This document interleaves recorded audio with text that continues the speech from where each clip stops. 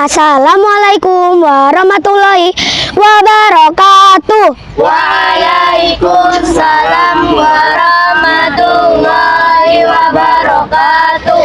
Alhamdulillahirabbil alamin.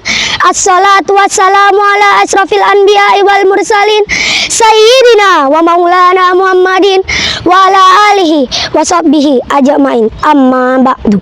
Pertama, mari kita panjatkan puji syukur kehadirat Allah Subhanahu wa taala, karena sungguh tiada Tuhan selain Allah yang menguasai seluruh alam ini. Salawat serta salam kita limpahkan kepada Nabi Muhammad sallallahu alaihi wasallam. Semoga kita sebagai umatnya mendapatkan syafaat di hari kiamat kelak. Amin ya rabbal Alamin. dakwah senja. Belajar menjelang berbuka. Perkenalkan, saya Alia Fatihah dari SDN Mancar 3 akan sedikit berbagi ilmu tentang mengenai berbuat baik di bulan Ramadan. Seiring dengan kemajuan teknologi, berbuat baik bisa kita lakukan di mana dan kapan saja. Apalagi di bulan Ramadan ini, bulan yang penuh dengan keberkahan di dalamnya, di mana kita tidur saja ibadah. Apalagi kalau kita melakukan perbuatan yang baik, pastinya banyak pahala yang kita dapatkan.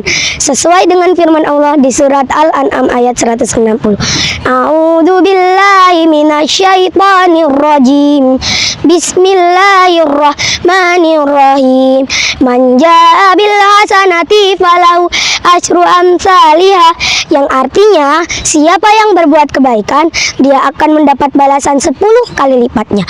Ayat tersebut menjelaskan bahwasannya berbuat baik pasti dibalas dengan kebaikan. Gak mungkin kalau kita berbuat baik terus dibalas dengan pantun. Gak mungkin.